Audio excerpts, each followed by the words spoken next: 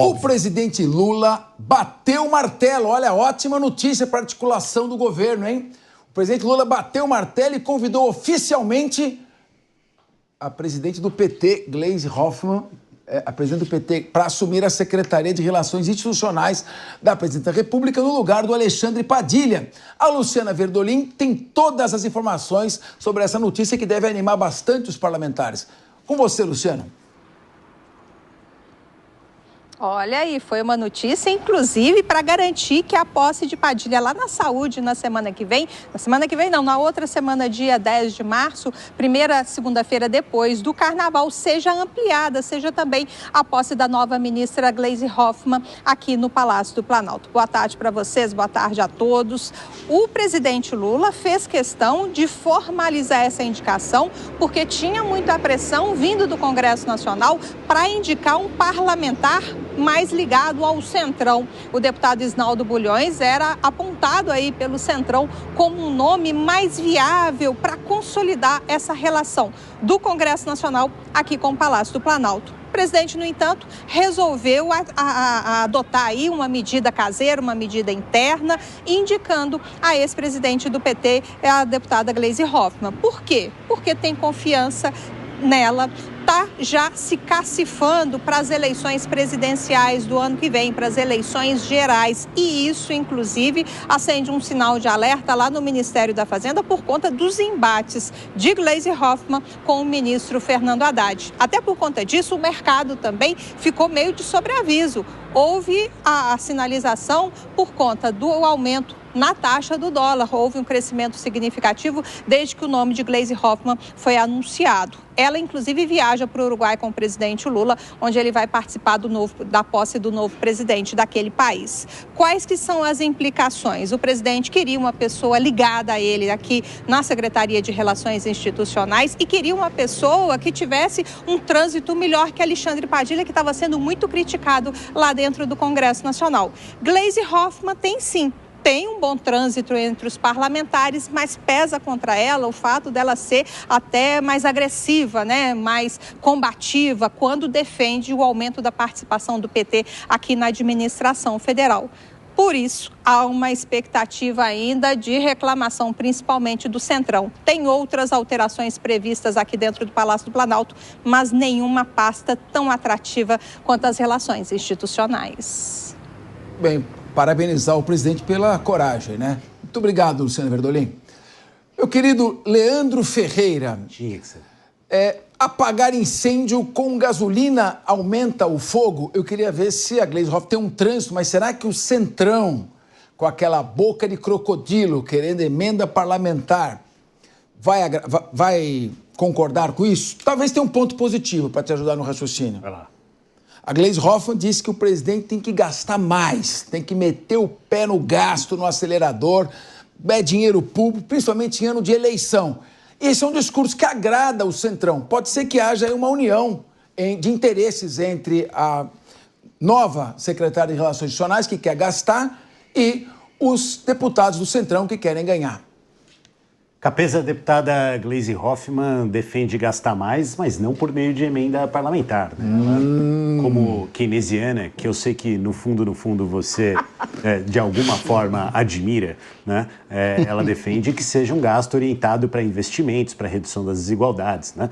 Agora, a experiência dela deve ter contado muito para essa decisão do Lula, né? Deputada, foi senadora, né? Foi ministra da Casa Civil antes disso, né? Então é uma pessoa que tem articulação, conhecimento sobre o Congresso Nacional. Acho que a gente precisa muito de harmonia entre os poderes. Atualmente o problema está muito mais concentrado nas emendas parlamentares entre o Congresso e o STF. Portanto, acho que o que ela vai fazer é mais organizar a pauta de interesse do Executivo e não essa, né? E eu acho que o governo precisa mudar em outras pastas, não só nessa. Eu achava até que no caso dessa viria uma opção de maior aderência ali com o restante do Congresso Nacional. A Gleisi, como presidenta de um partido, né, talvez seja uma opção que isole um pouco mais o governo.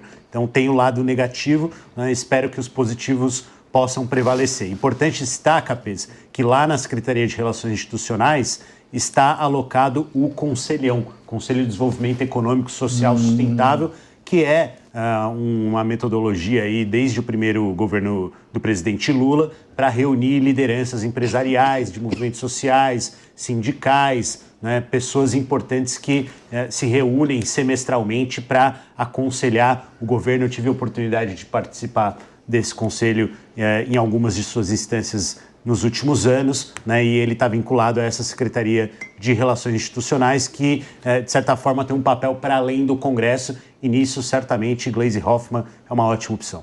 Muito bem. Mônica Rosenberg, o presidente Lula teve uma boa ideia de nomeá-la para este cargo? Capês, olha, vários adjetivos me vêm à mente quando eu penso em Gleisi Hoffmann, mas boa articuladora não é uma delas. Ela pode até ter conhecimento do Congresso, ter uma longa experiência, mas eu considero ela a única boa articulação que ela faz é talvez com sindicalistas, com movimentos sociais.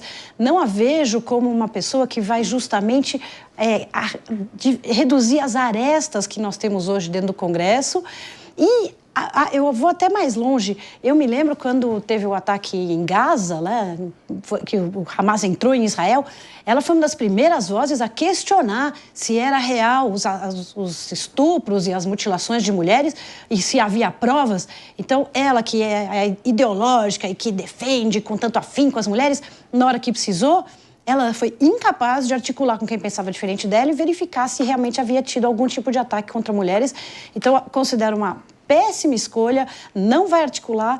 A grande pauta, que é a grande pauta das emendas, não a vejo como uma pessoa que vai conseguir reduzir a fome do Congresso e, muito pelo contrário, ela ganha de presente esta secretaria, uma secretaria tão importante, lhe foi dada pela sua lealdade ao presidente e eu considero que realmente nós brasileiros agora estarmos vendo que os nossos ministérios e secretarias são dados como recompensa pela lealdade é realmente lamentável.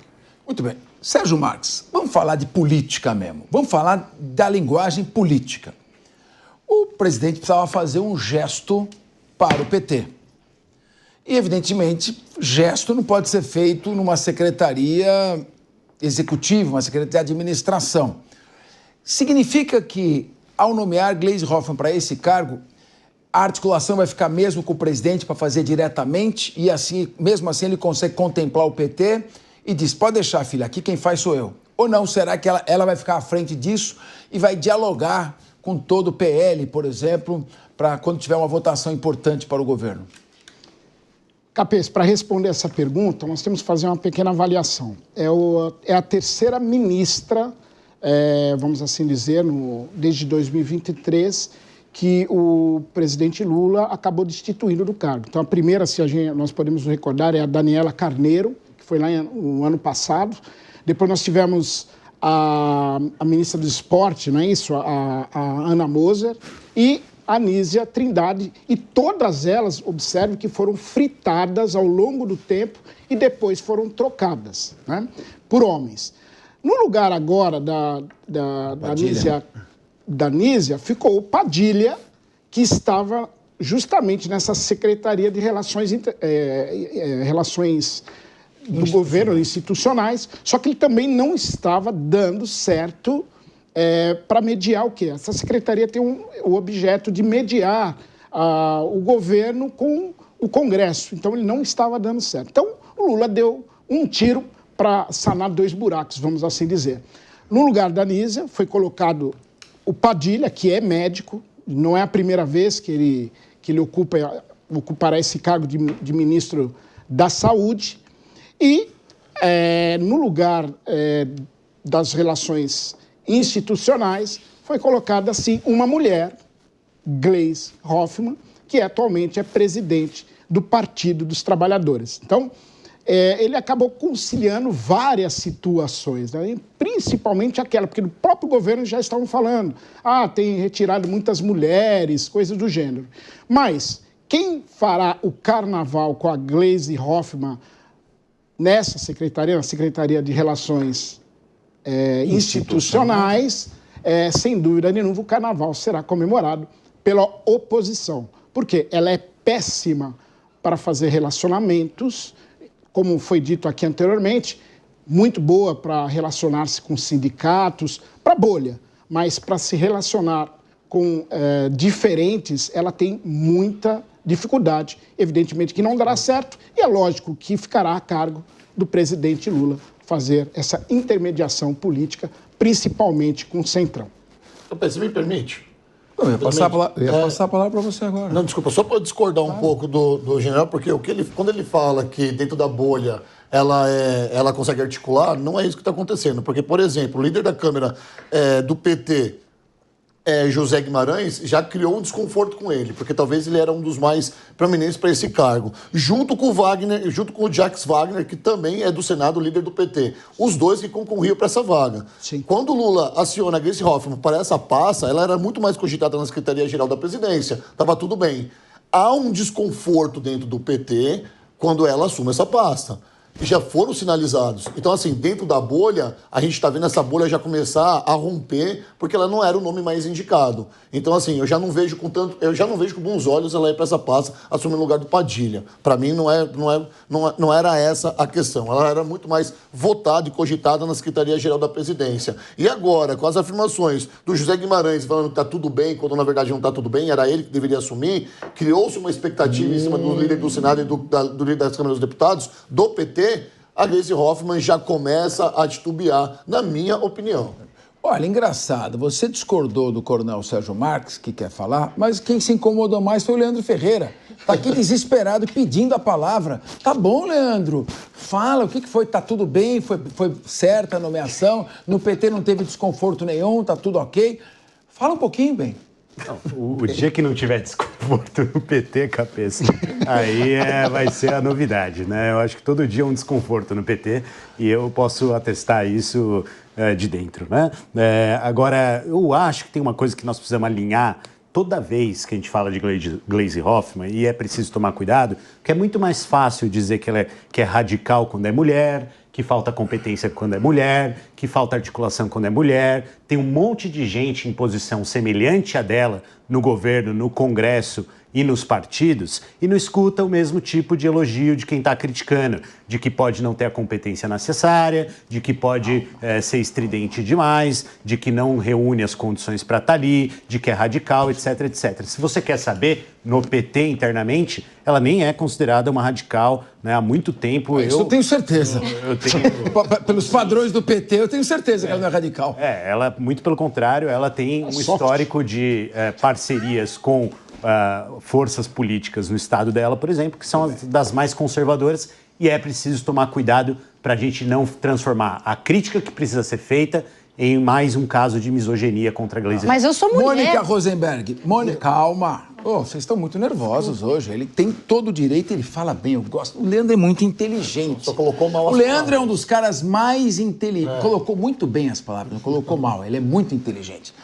Mônica Rosenberg, o que você acha dessa estratégia de argumentação de que se serve o Leandro Ferreira de atacar o debatedor para fugir do conteúdo do debate? Ou seja, ele ataca como misógino, carimba e lacra como misógino alguém que está fazendo um comentário objetivo sobre um tema, sem fazer qualquer tipo de crítica. Porque senão, Mônica Rosenberg, qualquer crítica que se fizer a alguém do sexo feminino que emite uma opinião será vista como uma discriminação. Como é que fica essa questão de você censurar o que as pessoas falam por meio da lacração? Pois é pior, né? Não é nem o Schopenhauer, que é o que você está falando, que é atacar o debatedor. O que o Leandro está fazendo é tentando blindá-la, só por ela ser mulher. Ela pode ser incompetente para a pasta, ela pode ser ruim na articulação. E, Leandro, eu sou uma mulher e eu trouxe um exemplo onde ela, exatamente por ser mulher, deveria ter tido uma postura muito diferente da que ela teve. Então, o argumento de, mas ela é mulher, então a gente está tratando diferente, não. É exatamente por ela ser mulher que eu esperava mais dela e não vejo isso acontecer. Agora, engraçado, quem vocês discordaram foi do coronel Sérgio Marques. O coitado nem falou de novo ainda.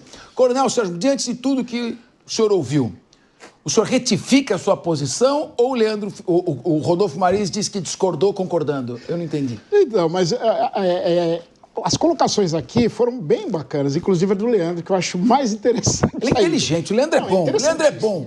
Vai naquela linhagem woke, né? Você troca o quê? A meritocracia pelo quê? O que vale é o sexo, a preferência sexual e a cor da pele. Então, é isso que vale na política brasileira. Gênero, né?